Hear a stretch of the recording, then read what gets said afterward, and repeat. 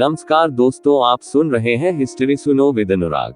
आज की कहानी कोई साधारण राजा की कहानी नहीं है। ये है उस बाघ की दहाड़ जिसने मुगलों की सल्तनत को नींव से हिला दिया, जिसने धर्म की रक्षा के लिए सिंहासन को नहीं जंगलों को चुना, जिसका नाम सुनते ही औरंगजेब के किले कांप जाते थे। आज हम आपको सुनाने जा रहे हैं भारत भूमि के वीर पुत्र, मराठों के शेर छत्रपति शिवाजी महाराज की कहानी। 17वीं सदी का भारत चारों तरफ अफरा-तफरी, सत्ता की भूख, लूट, औरंगजेब की सल्तनत धीरे धीरे पूरे हिंदुस्तान पर अपना शिकंजा कस रही थी। तभी एक छोटा सा दीपक महाराष्ट्र की सह्याद्री पर्वत की घाटियों में जल रहा था और वह दीपक बाद में सूर्य बना। सन 1630 शिवनेरी किले में जन्म हुआ एक ऐसे बालक का जिसका नाम रखा गया शिवाजी।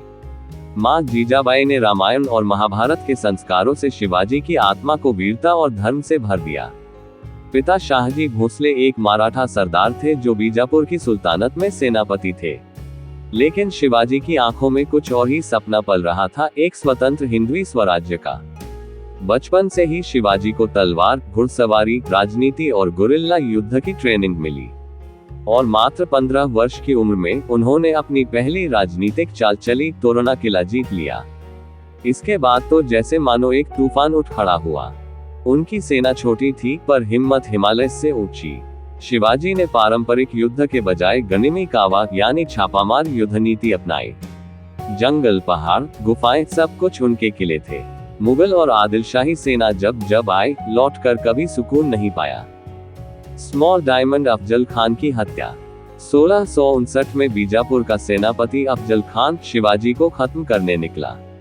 लेकिन शिवाजी जानते थे दुश्मन शेर से भी खतरनाक है। उन्होंने कमर में वाघंक छुपा लिया और मिलने के समय अफजल खान पर ऐसा हमला किया कि अफजल वहीं ढेर हो गया। ये जीत पूरे महाराष्ट्र में आग की तरह फैल गई। स्मॉल डायमंड शौर्य की ऊंचाई, सिंहगढ़ की विजय। 1670 एक रात अंधेरे में तानाजी मालुसरे ने सिंहगढ़ पर धावा बोला। गढ़ाला पर्ण सिंह गिला। इस जीत ने शिवाजी को रोना तो दिया, लेकिन उनके स्वराज्य को और मजबूत कर दिया। स्मॉल डायमंड औरंगजेब से टक्कर। अब बारी थी बादशाह औरंगजेब से सीधी टक्कर की। उसने अपने सबसे शक्तिशाली सेनापति शाइस्ता खान को भेजा, लेकिन शिवाजी ने उसके पुणे के लाल महल में घुसकर उस पर अचानक हमला किया। शाइस्ता खान अपनी 3 उंगलियां गंवाकर भाग खड़ा हुआ। फिर औरंगजेब ने चाल चली, शिवाजी को आगरा बुला लिया। वहां उन्हें बंदी बना लिया गया। लेकिन शिवाजी कोई आम कैदी नहीं थे। उन्होंने बोरियों में मिठाई भरकर उसमें खुद छिप गए और मुगलों की आंखों में धूल झोंककर निकल गए। स्मॉल डायमंड राज्याभिषेक। 3 जून 1674 रायगढ़ किला, जहां शिवाजी को छत्रपति के रूप में अभिषेक किया गया। अब वो सिर्फ एक योद्धा नहीं, एक सम्राट थे, स्वराज के प्रतीक, हिंदवी स्वराज के संस्थापक। स्मॉल डायमंड छत्रपति शिवाजी का अंतिम अध्याय। 1680 में 50 वर्ष की उम्र में शिवाजी महाराज इस दुनिया से विदा हो गए। लेकिन मराठों में जो चिंगारी उन्होंने लगाई थी, वह जल्दी बुझने वाली नहीं थी। उनका सपना उनके उत्तराधिकारियों, विशेषकर संभाजी महाराज और पेशवाओं ने जारी रखा।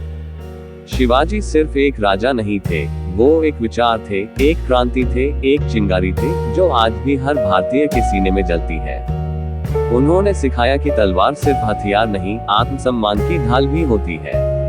अगर देश की मिट्टी पर खतरा हो तो पहाड़, जंगल, किले सब हथियार बन जाते हैं। शिवाजी थे हैं और रहेंगे हर उस दिल में जो स्वतंत्रता से प्रेम करता है। तब तक याद रखो, इतिहास सिर्फ किताबों में नहीं, खून में भी बहता है। तो जल्दी से लाइक करो, शेयर करो अपने हर उस दोस्त के साथ जो असली इतिहास को जानना चाहता है, और कमेंट करके बताओ आपको अगली कहानी कौन सी ऐतिहासिक कहानी सुनी है। और हाँ, सब्सक्राइब करना ना भूलो हिस्ट्री सुनो विद अनुराग, क्योंकि यहाँ हर कहानी होगी तथ्य के साथ, भाव से और एक ऐतिहासिक अंदाज में। मिलते हैं अगली एक नई ऐतिहासिक कहानी के साथ। तब तक देखते रहिए, सुनते रहिए हिस्ट्री सुनो विद अनुराग को। धन्यवाद। जय हिंद।